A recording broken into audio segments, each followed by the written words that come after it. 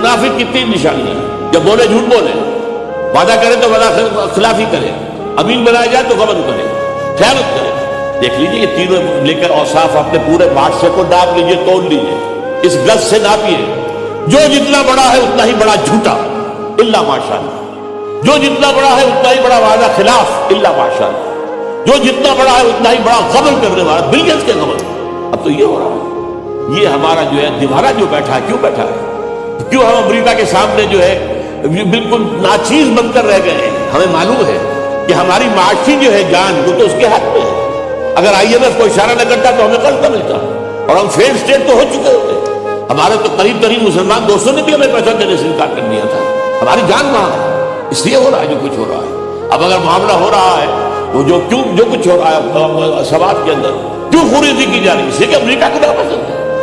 معاہدہ امن ہوا اور امریکہ کی طرف سے، بھائی تمہیں پیٹ میں کیوں درد ہوتا ہے؟ یہاں پر کوئی ہم مقامی طور پر ایک انتظامی معاملہ کر رہے ہیں، تمہیں کیوں درد ہے؟ امریکہ پر کانگریس سب کی طرف سے آگے، اس لیے کہ وہ یہ نہیں چاہتے ہیں وہ بات جو کبھی اقبال نے کہی تھی 1936 میں، ابلیس کی طرف سے مشاہدہ کرتے ہوئے، ہے خطر کوئی اگر مجھ کو تو اس امت سے ہے، اس کی خاکستر میں ہے اب تک شرار آرزو۔ اور اس نے پھر کہا تھا کہ عصر حاضر کے تقاضاؤں سے ہے، لیکن یہ خوف ہو نہ جائے آشکارا شر پیغمبر کہیں، یہ شر پیغمبر کہیں سامنے نہ آ جائے، اس لیے جو ہے مجھے خطرہ ہے تو اس سے۔